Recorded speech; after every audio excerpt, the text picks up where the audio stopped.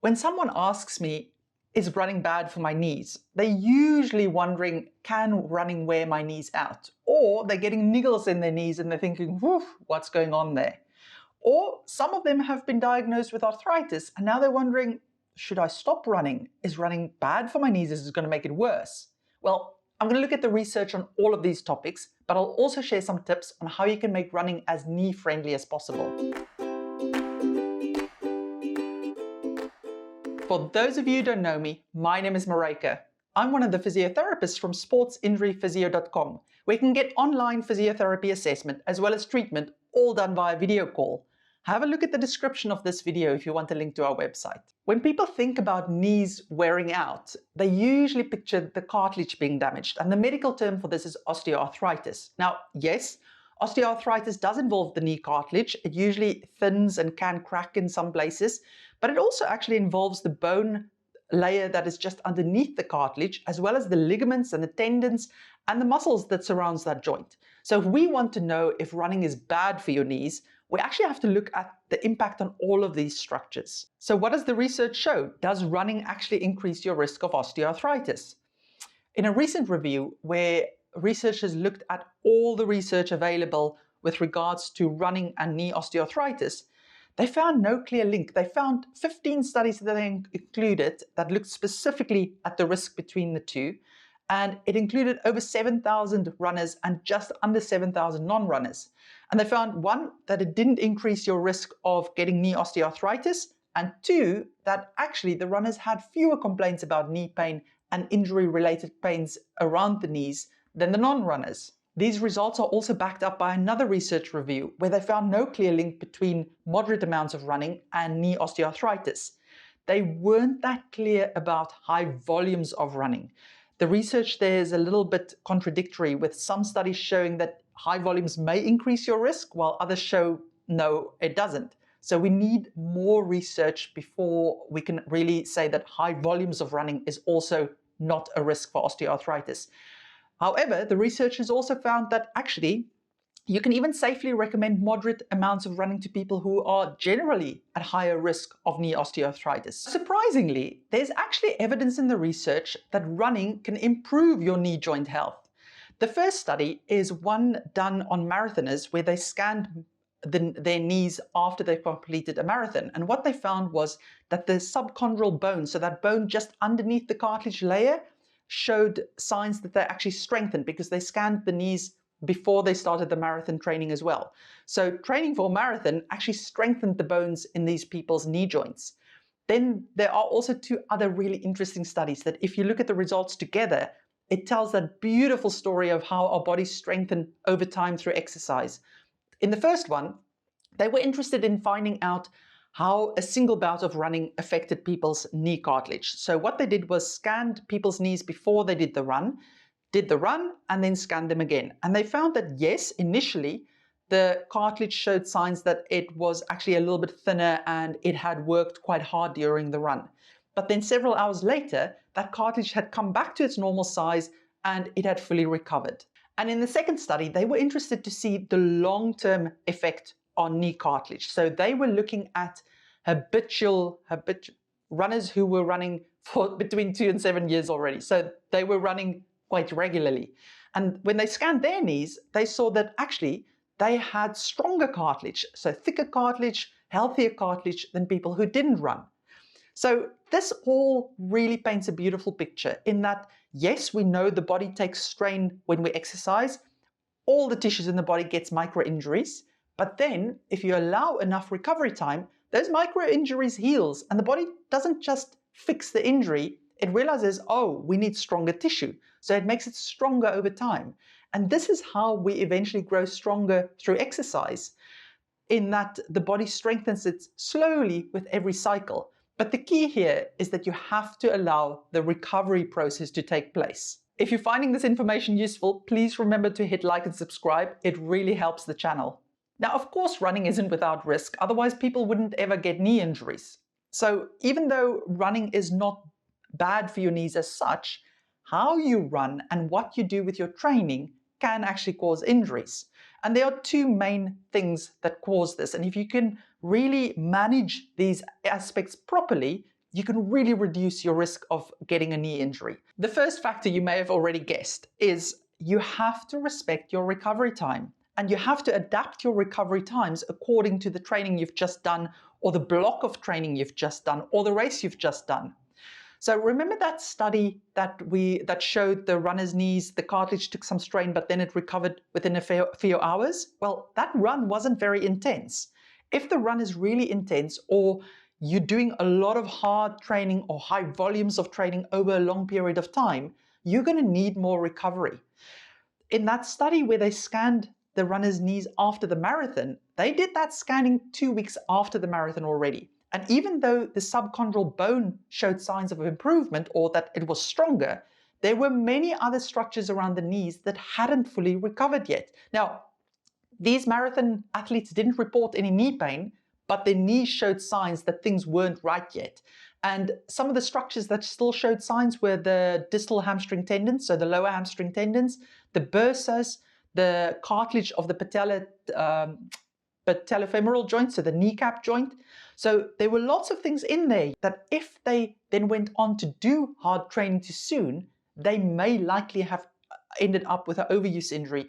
And I've seen this often in the clinic as well, where people say, I completed the marathon, no issues, had no pain in the week after, and then I started training again, and then my knee injury came. And that is likely the reason. Your knees haven't actually fully recovered yet, and then you whack training on because you're on this runner's high. So you need to really think about your recovery methods and cross-training and how you ease back into training after you've had a really intense event like that. Now, if you are getting niggles in your knees, have a look at the description of this video. I've put a link there to another video I've made in the past where it's a quick guide to different knee injuries, or how runners can identify what structures in their knees are causing them the pain. So that may be useful for you. Now, the second factor that can increase your risk of getting knee injuries is if you ramp up your training intensity too quickly. Yes, running makes you stronger, but actually those strength adaptations takes a long time to happen. And what I will typically see is new runners, they run their first 5K really motivated, that was brilliant, do their next 10K, do it half marathon, and then they go, right, next up is a marathon. But actually, if you want to be able to handle the training volumes of a marathon safely, you need at least a few years of consistent running in your background, because the tissues takes a very long time to reach that strength that they can actually deal with that. So respect your training and work on the lower volumes and getting really good at those shorter distances first before you ramp it up. And if you are going to increase your training, do it at a sensible rate, because if it exceeds how quickly your tissues can adapt, you're going to end up with an overuse injury. So what if you've already been diagnosed with arthritis in your knees? Will running make that worse? The research actually shows that running may be good for your knees, or moderate amounts of running may be good for your knees if you have arthritis. Dillon et al. Found that the runners who'd been diagnosed with arthritis were less likely to go on to having a total knee replacement compared to the people who didn't run. So that's quite positive. But in our experience, runners can't just carry on like they've usually carried on if they have arthritis. They often have to adapt what they do in their training, and there are loads of different ways that you can adapt it. So I'm going to list them all. Not all of these are going to work for you, and you don't have to do all of them. What I tell my runners is adapt it in the least, or pick the least invasive ways to adapt it. So make small changes and just keep on changing until you find that balance. There's no need to cut your running volume to this small if what you're currently doing isn't actually aggravating your knees. So look at how your knees respond to your training and adapt it according to that. The first thing I would urge all runners to do in general, but especially if you've got knee osteoarthritis, is really start doing some strength training. And it doesn't have to be fancy, it doesn't have to be a lot, but if you can do 1 or 2 sessions a week where you just target your glutes, your quads, your hamstrings, and your calf muscles. 4 muscle groups, that's it. And you get into a habit of just slowly working on strength and control there.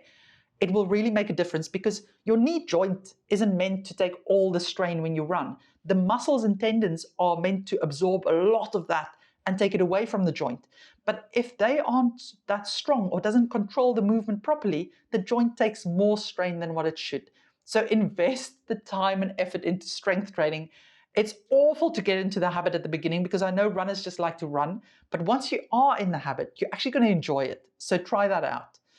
Then the obvious one is running on softer surfaces. Now, I'm not talking sand because sand is very uneven and that will actually sometimes make knee pain worse.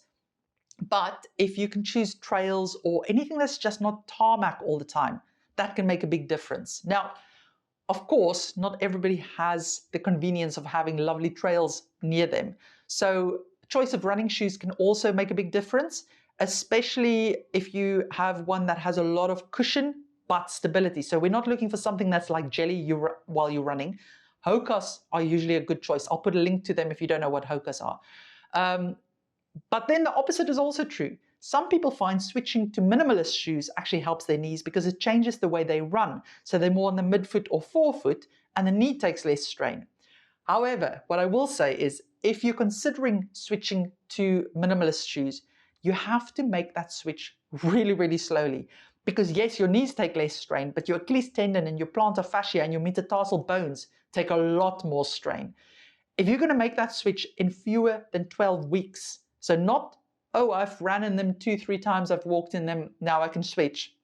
You need at least 12 weeks to get used to them. But in my experience, 12 weeks is not enough for most people. You need 6 months to 9 months before you make that switch fully to running only in minimalist shoes.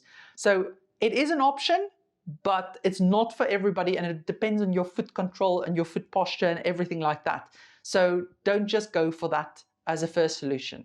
Another important one is reducing overstride if you are a person who overstrides. So what is overstride? It's when you run and you place your heel down in front of you quite far, because what happens then is if you stride out far in front of you and the foot makes contact in that position, heel first, it's like a braking force.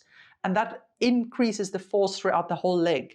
So the idea is not that you run on your toes right underneath you. You just want to bring your foot closer to your midline. So you can still land in front of you and you can still land on your heel. That's not an issue. It's just when you have it really far out in front of you.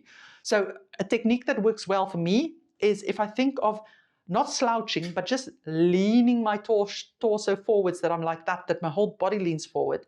And then I just try to make contact underneath me rather than out in front of me. So I'm not thinking about running on my toes or my forefoot. It's a better thing about just thinking where you're making contact with the floor and just start making small adjustments. It will feel hard at the beginning because it forces a higher step rate as well. So you're going to get a little bit more tired. But if you persevere over time, it will really reduce your injury rate for all types of injuries, the research shows. Obvious one, increase your recovery time between your runs, because when a joint has arthritis in it, it takes a bit longer to recover. So something my runners find really, really useful is if they bring in activities like cycling, for instance. Now, I know runners hate cycling often, but cycling is brilliant for knees because it causes a lot of movement, but without any impact. And joints don't have arteries and veins going into them. They need movement to get fluid and nutrients and things in and out. So yes, just sitting on your bum also counts as recovery. But if you can add in cycling, it actually supercharges the recovery process for the joints because it really helps to get rid of all the stuff that happened when you exercise and bring nutrients and things into it. So think about getting more cross-training and recovery in there. Another obvious one is reducing mileage. So if you find that every time you run above a certain amount, it causes your knees to really start aching, then perhaps it means that you need to start thinking about limiting it, but it may not be that. It may be how often you run, all of those things. So look at the whole picture. Don't just target how far you run. But also think about the terrain you're running on. Is it that your knees don't like cambers or really uneven terrain? Some of my runners find running up hills really good, but then they've got to walk down because the knees don't like that banging action when they come down. Other runners find that actually they need to switch to doing all their training as run walks, and in that way they can actually still complete marathons. Their knees are happy that way. So there's really loads of ways that you can adapt your training.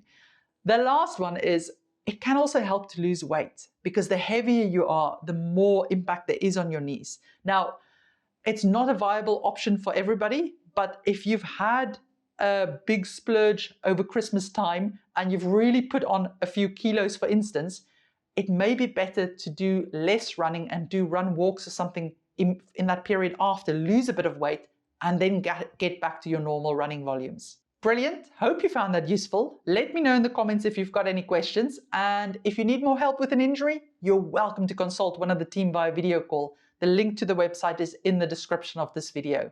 Take care.